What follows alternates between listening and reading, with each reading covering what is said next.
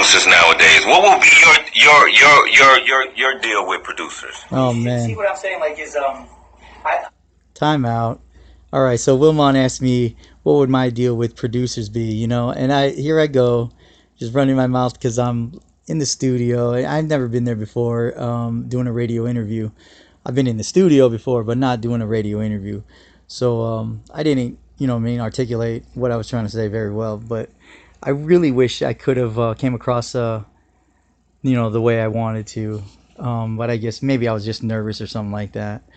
But what I was saying here, I was talking about how I don't believe a producer would want to work with me necessarily on every single track that I have on an album. That's more like a DJ Mustard type of approach that he did with YG, that he worked with him on every track on the album. I would have to have a producer, or not have, but I would have to find a producer that would be willing to work with me on the entire album. And that's a little bit harder when you got a variety of songs like I do. I got a song about Las Vegas called I'm From That Veg. I got another song called Different Color Work. It's about selling drugs. I got another song called Let It Go. It's about a relationship. I got another song about um, I Want Your Body, which is about, what I mean, like a girl that I wrote the song about. And then I got a song called 100 Roses, which is about, calling girls up off of Craigslist and meeting up with them. You know what I'm saying? So when there's something a little more raunchier like 100 Roses, I can't expect a producer that I find to want to put his name on a song like that. For whatever reason, I mean, it doesn't seem like that big of a deal, but there are a lot of producers that would probably not want something like that on their beat even.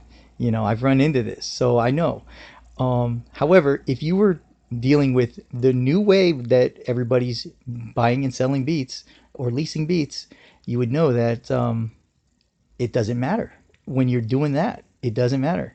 They're not working with you on every single song. You're just shopping the catalog of YouTube or shopping their catalog through BeatStars. You're looking for beats. You find a beat you like. Like I found one for 100 Roses. I found one. It's by Mind Keys, right? They don't seem like they're down for some raunchy ass song like 100 Roses to be on their track, but hey, they want X dollars for their beat, on a lease, on a limited lease, and on an exclusive. They want, what I mean, X amount of dollars for those different types of leases.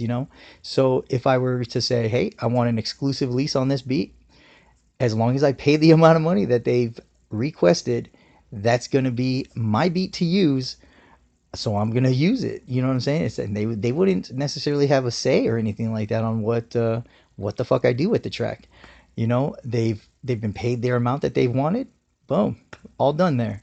As opposed to like you find a producer that's willing to work with you, and you let them know about one of these songs that you have, and it's raunchy as shit, and they tell you, if they were to tell you, oh, I don't really want to put my name on that, then how are you supposed to move forward from there? You know what I'm saying? Or am I supposed to move forward without that track? You know what I'm saying? And as an artist, I mean, you're proud of like every single piece of work that you do. I mean, hopefully you are. I mean, I am of mine, but I don't think I would be able to drop a song off of my album that I want on my album. So in these days, you can just go ahead and shop, find a beat you want, do whatever you want with it. But now, see, the drawback for the producer is like Cash Money AP. Okay, he makes good beats.